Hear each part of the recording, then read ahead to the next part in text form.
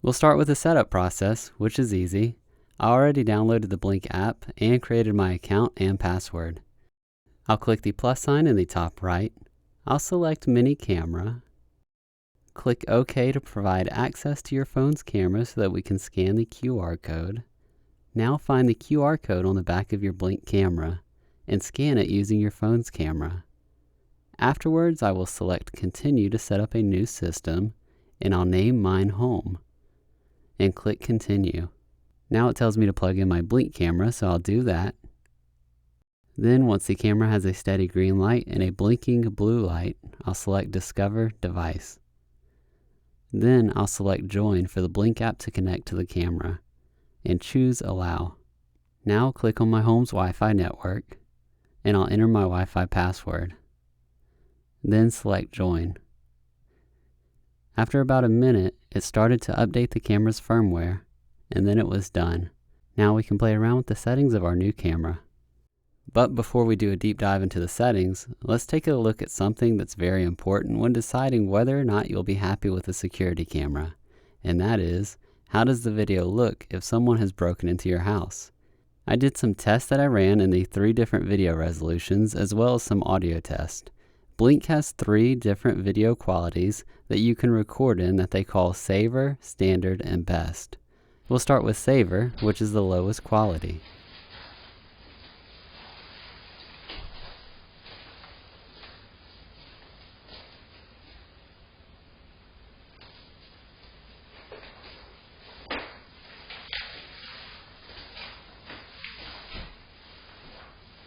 Next is Standard.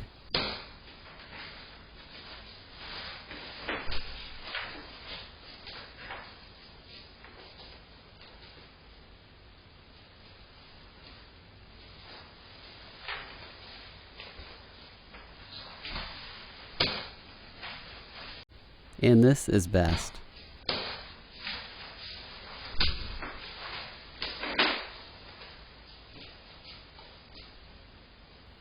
These first 3 tests are with the lights on in the room. These next 3 clips are with the lights off, so it is totally pitch black in the room. This is Saver.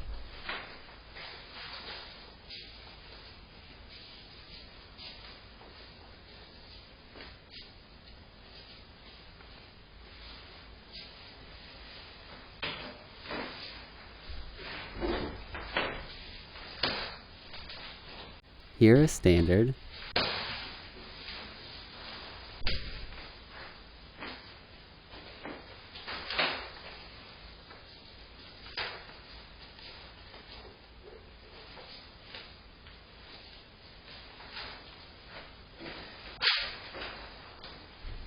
And here is Best.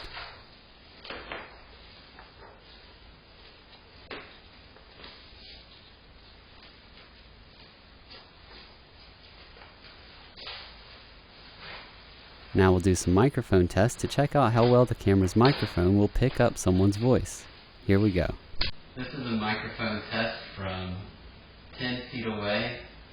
I'm literally across on the other side of the room. Now I am 6 feet away from the camera, so I'm about halfway. And now I'm 3 feet away from the camera, so I'm pretty close to it.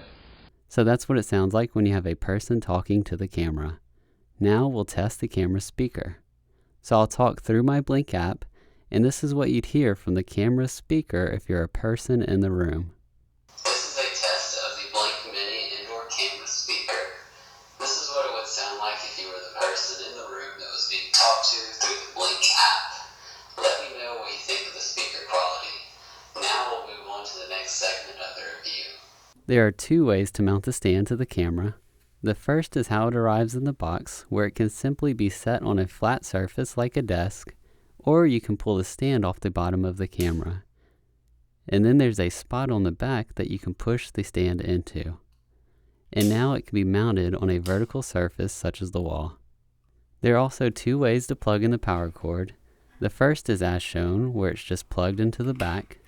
Or, if you'd rather a bit of a cleaner look, you can pop this ring off the base and run the power cord through it. Plug it into the back of the camera. Then try to finesse the cord into the little cutouts in the base and snap the ring back over it. And that's how it looks. By the way, the power cord and adapter are about 6.5 feet long. Now, let's take a walkthrough of the camera settings and modes available in the Blink app. The first thing you'll see when you open the Blink app are your cameras. Take a look at my indoor mini camera. The image that it shows here is not a live view, nor is it an image from the last motion detection that it recorded. This image is simply from me pressing the camera icon on the right side of the screen, which I'll do right now. So what's shown here is just a snapshot from your camera. If you want a live view, you can click on the video recorder icon that's on the left side. In the top right is a speaker icon, which I have turned off right now, and that lets you hear whatever the camera is hearing. This icon will make the video full screen on your phone. In the bottom left is a save icon. If you click that, it'll record and save the video that we're watching in the live view.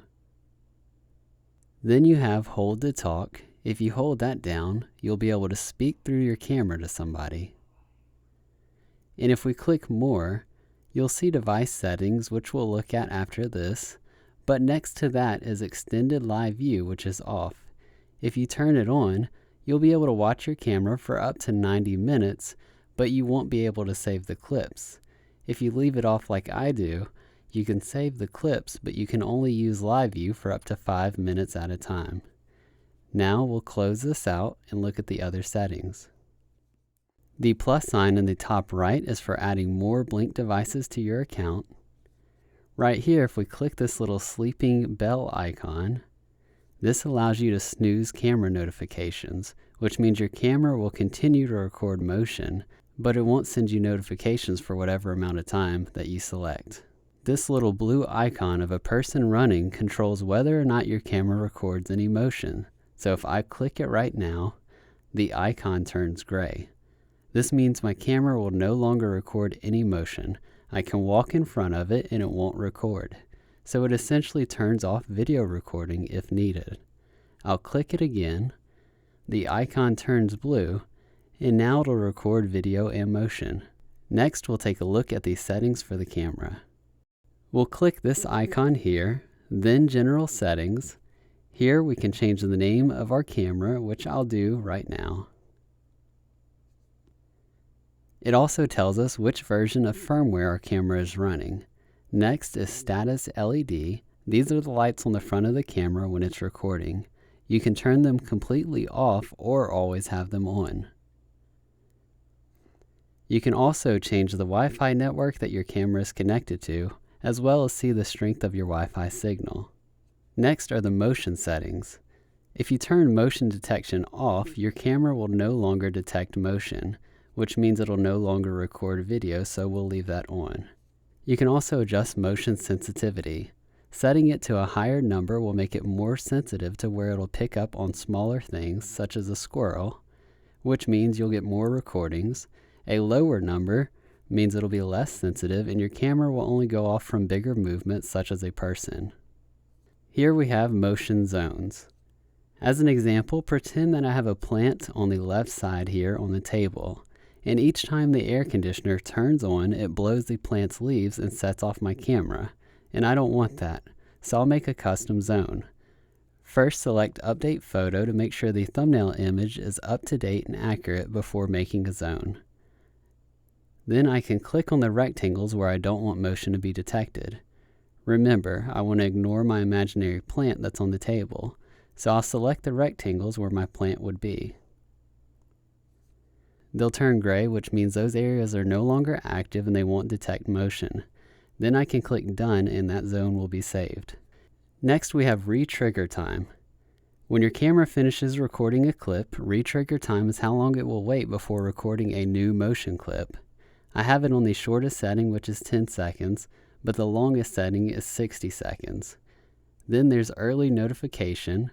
Right now it's turned off, so when my camera detects motion, It won't send me a notification to my phone until it finishes recording the video clip. But I'll turn that on, and now as soon as it detects motion and starts recording, I should instantly get a notification. Next are the video and photo settings. Here you can change how long your video clips will be. The max setting is unfortunately only 30 seconds, and the shortest setting is 5 seconds. Then there's video quality or resolution. Right now mine is on standard. Then you can end the clip early if motion stops. So your camera will stop recording immediately when it stops detecting any motion. Flip video will make the camera record upside down. You would use that if you're mounting your camera upside down, like if you mounted it to the ceiling. For night vision, most situations you'd want it on auto, but you can also always have it on or off. And for IR intensity, I have it on medium for now, as I'm pretty happy with how the night vision looks. For audio settings, this is an easy one. It controls how loud the speaker is on your camera when you're talking through it. Then for privacy settings, you can completely turn off the video recording or the audio. Now back to the main screen. At the bottom you have armed or disarmed. When your cameras are armed, that means they should detect and record motion. If you set them to disarmed, then they shouldn't record or detect any motion. Then you have clips, which will show you all of the clips that your camera has recorded. You can watch or delete them. At the top are storage settings. I have it set to keep clips saved at the maximum of 60 days. And finally, at the bottom right are more settings related specifically to your account, such as your plan, email, password, etc. But you can also set schedules for your cameras to automatically arm and disarm at various times and on certain days if you like. And that's pretty much it.